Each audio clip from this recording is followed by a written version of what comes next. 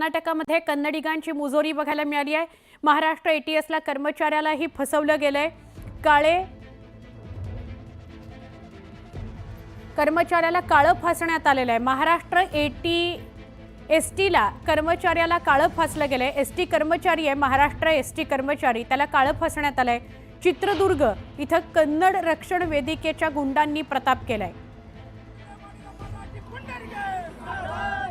महत्त्वाची बातमी आहे, कर्नाटकात कन्नडिगांची मुजोरी बघायला मिळालेली आहे।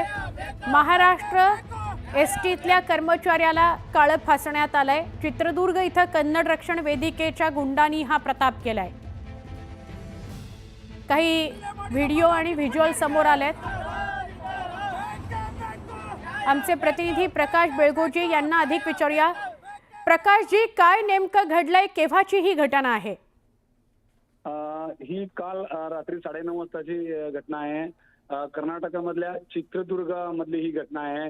चित्रदुर्गमध्ये कन्नड रक्षण वेदिकेच्या कार्यकर्त्यांनी जे आहे ते महाराष्ट्र परिवहन मंडळाच्या बसला अडवलं। बसला अडवून त्या बस चालकाला कन्नड तुम्हाला बोलता येतं की नाही असं विचारलं। त्यामुळे कन्नड बोलता येत नाही असं बस चालकानं म्हटल्यानंतर बस चालकालाही आणि बसलाही दोन्हीला काळा फासलून कन्नड रक्षण वेदिकेच्या कार्यकर्त्यांनी हे आंदोलन केलेलं आहे। या घटनेनंतर बेळगावसह सीमा भागात देखील या घटनेचे पडसाद उमटलेले आहेत आणि परिणामी जी आहे बेळगावकडून महाराष्ट्राकडे जी जाणारी बस सेवा आहे ती बस सेवेवर याचा परिणाम झालेला आहे आणि काही प्रमाणात मंद बस सेवा करण्यात आलेली आहे।